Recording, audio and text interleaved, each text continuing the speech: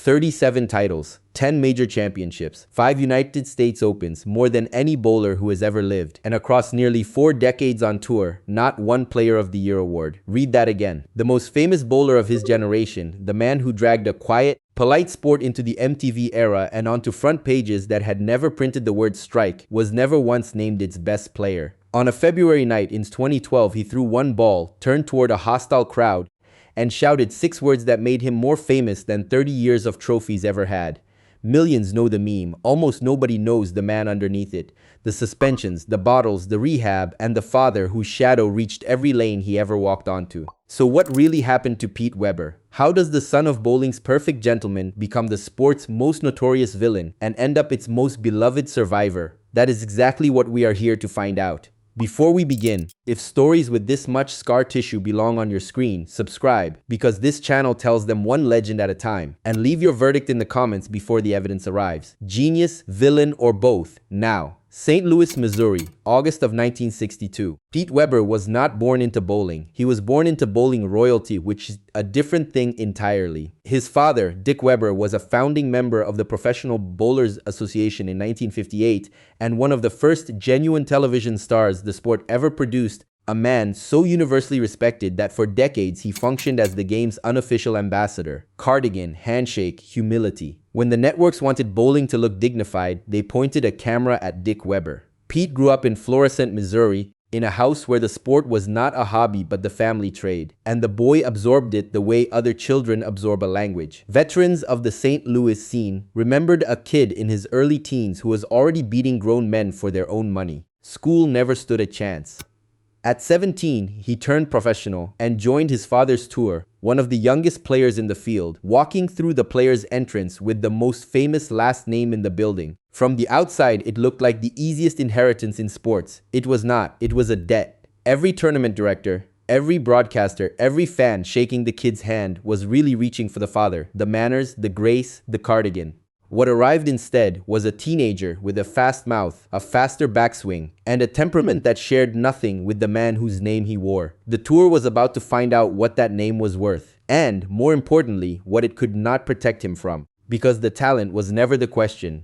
Weber attacked lanes with a style nobody had taught him and nobody could copy. A backswing that climbed above his head like a threat, a wrist that generated more revolutions than almost anyone of his era, an angle into the pocket that made pins behave as if they had been ambushed. Older professionals called the swing reckless, undisciplined, unsustainable. Then they read the scores. He won his first national title while barely out of his teens, and the records began falling in sequence. The youngest player of his time to reach double-digit titles, the youngest of his era to $1 million in career earnings, milestones that had always belonged to men a decade older. The final numbers sit on a very short list. 37 national tour titles, behind only 2 men in the entire history of the sport. 10 major championships. And the one that defines him above all the others, the United States Open, the event professionals, privately called the cruelest week in bowling, contested on a flat, merciless oil pattern that strips away every advantage except nerve. Pete Weber won it in 1988, then 1991, then 2004, 2007, 2012. Not 1, not 3, 5, more than any player who has ever lived. Behind those highlight reels sat a number nobody ever put on television. A touring professional releases a 16-pound ball at full speed tens of thousands of times a year, and every one of those releases is absorbed, invoiced, and quietly filed by the same lower spine. The greatness was real, and the greatness was being paid for, in installments nobody was counting yet. And still the sport's ultimate season-long honor, Player of the Year, never once went to the most gifted man in the building. There is a reason. The reason has a name, and the name is not a rival. The name was Pete Weber, and his most dangerous opponent never stood on the other lane. Understand what professional bowling was when he arrived.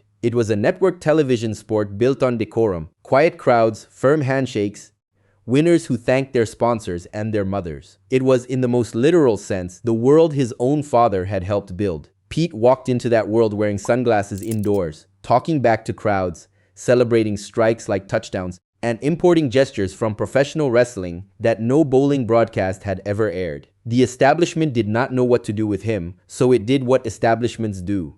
It fined him, repeatedly, and when the fines changed nothing, it reached for something heavier. During the 1990s, the tour suspended him, and not only once. Conduct unbecoming, broken obligations, and the drinking that everyone inside the sport knew about while nobody outside it did. Here is the part of the story that does not fit. The man being disciplined for embarrassing bowling was, at that exact moment, the only bowler most of America could name. Broadcasters of the era admitted that ratings climbed when he reached a televised final and sagged when he missed one. The sport was finding its own oxygen supply. And underneath the paperwork ran a quieter confrontation, the one no commissioner could adjudicate. A son trying to be heard inside a game that worshipped his father. People close to the family have said Pete spent his entire career bowling for an audience of one. It sounded like a compliment. It was not. It was a diagnosis. 3 scenes explain what he became. The first is a persona. Somewhere in the late 80s, the sunglasses stopped being an accessory and became a character.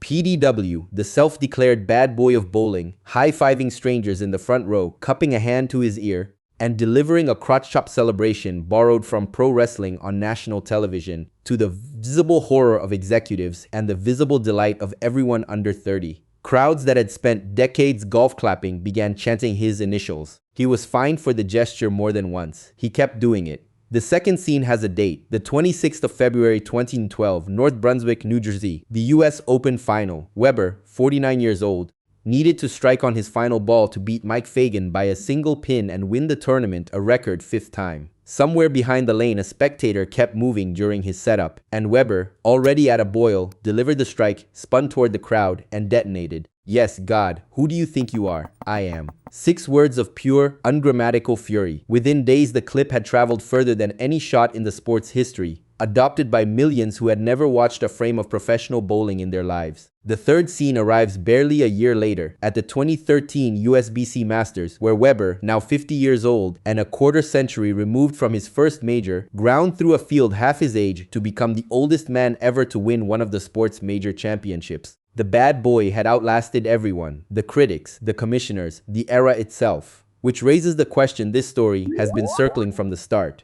Reaching 50 means surviving the years in between, and those years very nearly did not happen.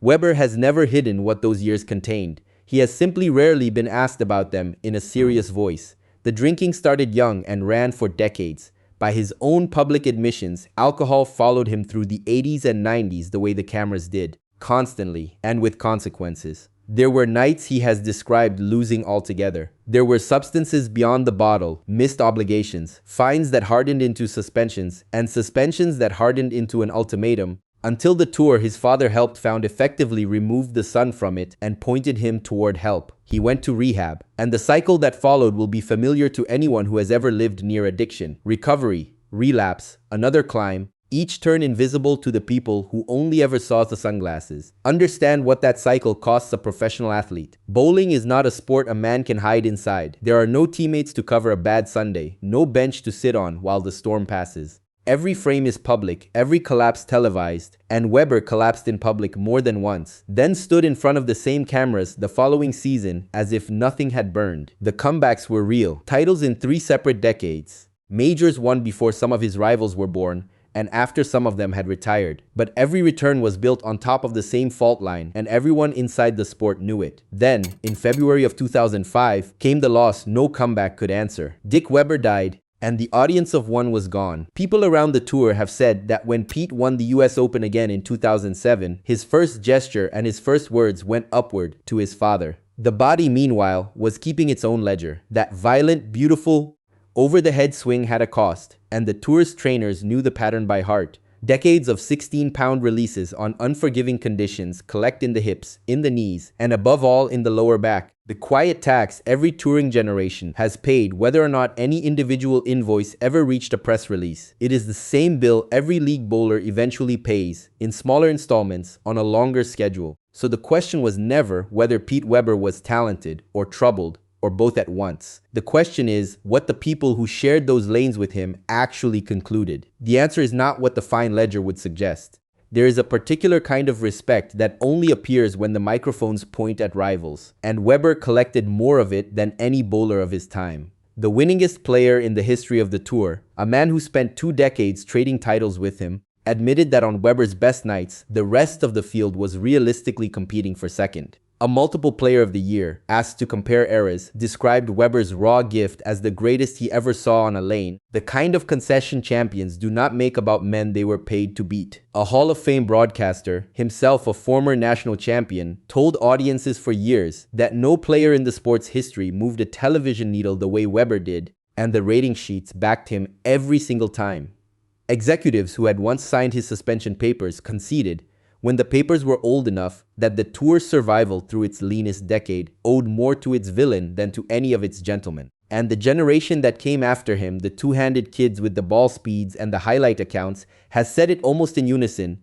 They celebrate on television because Pete Weber made it legal to do so. Consider the weight of that testimony. The man his sport fined, suspended, and lectured for 30 years is the same man his sport now credits with keeping the lights on. That was not forgiveness. That was arithmetic. And it left exactly one account still open, the one between Pete Weber and time itself. Because time is the one opponent that plays every frame. Most of the people watching this never bowled on television, but plenty still bowl on Thursdays. The same 16 pounds, the same swing, and that small ache on Friday morning that gets a little less small every season. It is Weber's price, paid in smaller coins. And here the story brushes against something newer. Recent research points to a cause of back pain in older bowlers that almost nobody in this sport talks about. This video is not the place where it gets explained. It has its own. You will find it pinned as the first comment under this one, and it asks for nothing but a few minutes before your next league night. Pete Weber, for his part, never spent a single frame asking time for mercy. What he asked for instead is the reason this story exists. So what really happened to Pete Weber? Nothing disappeared him, which for years was the popular theory. He stepped back from the national tour and simply moved the war to new ground. The PBA 50 circuit, and then the sport's 60 and over events, where he still shows up, sunglasses on, collar loose, still expecting to win, because expectation was never the part of him that aged. The Player of the Year award never came, and it never will, and that omission explains him better than any trophy could. The award is given for seasons, and Pete Weber never lived in seasons. He lived in moments, detonations of brilliance and self-destruction that no ballot was ever designed to measure. His father gave the sport its dignity. The son gave it a pulse. And the famous question, screamed at a stranger in New Jersey,